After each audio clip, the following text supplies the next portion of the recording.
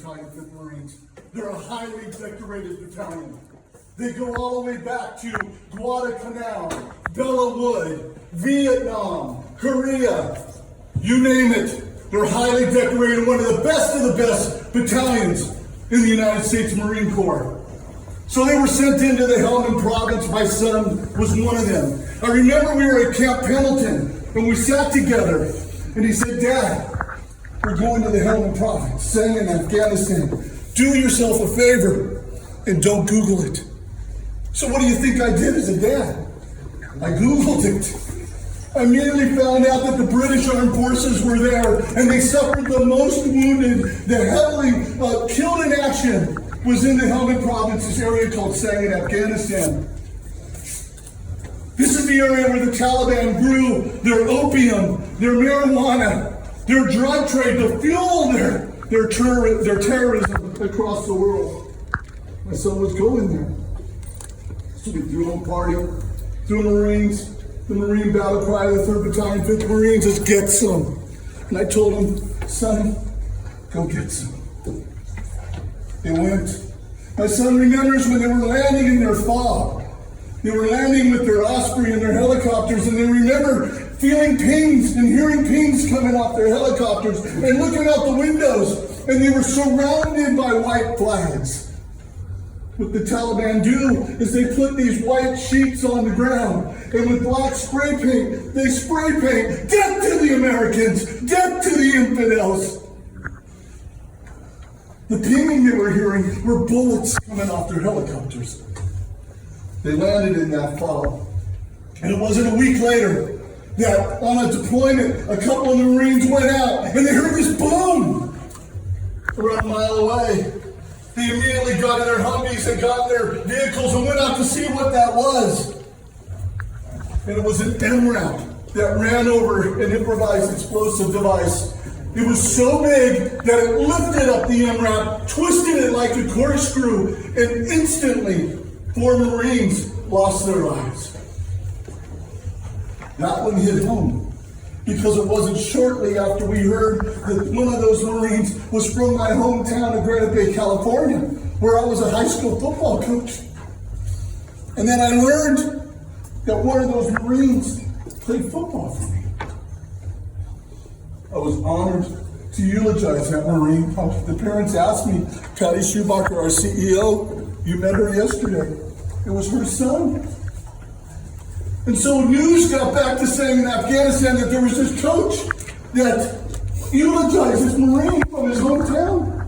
And my son calls me and goes, Dad, he's on the satellite phone. He goes, "Dad, someone told me, my colonel told me, that there was a coach that eulogized Victor Dew. Was that you, Dad?" I said, "Yes, it was, son." He goes, "Dad, I was there. I cut him out of the vehicle." As a football coach, as a dad, I had to do something. I had to do something to give back. I had to do something to say thank you to these men that were coming home, killed in action with flag draped coffins, with legs blown off. And that's when we started the Honor Bowl. It was 2010. The Honor Bowl today has become the biggest and best high school football showcase in America. You guys are here today to play not only a football game, but of the innocence of your talents, the innocence of your athleticism. When you take that field today, you're playing for wounded, injured, and ill vets. This is your innocent way of giving back. Your coaches being here, everybody coming to this game.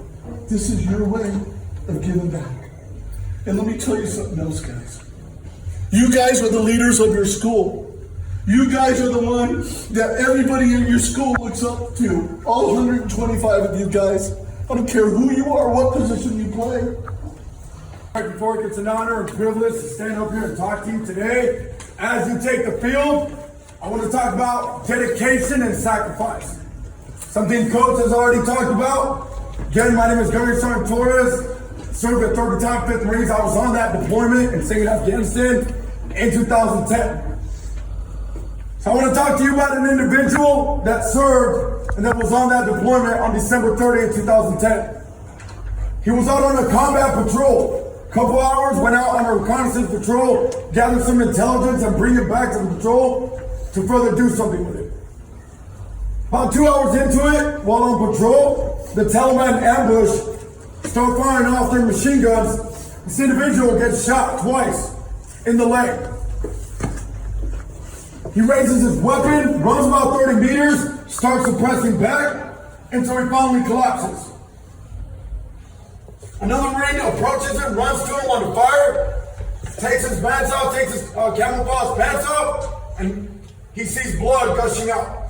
One of his femoral arteries was hit. He looks down, he sees blood all over him. A few minutes later, they get a litter, a litter and put him on the litter and start getting him out.